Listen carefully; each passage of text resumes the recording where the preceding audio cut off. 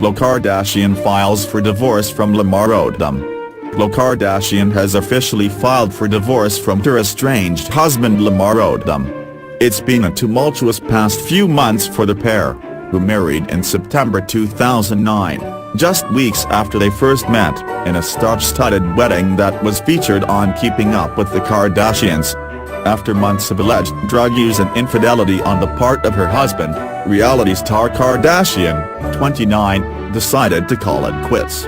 Legal documents filed today state that the divorce is based on irreconcilable differences, and that Kardashian has asked that her name be restored to Khloe Kardashian.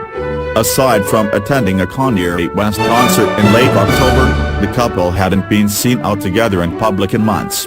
Kardashian also attended the Hollywood Reporter's Women in Entertainment breakfast with mom Kris Jenner and sister Kim Kardashian earlier this week, hitting the red carpet without her wedding ring on.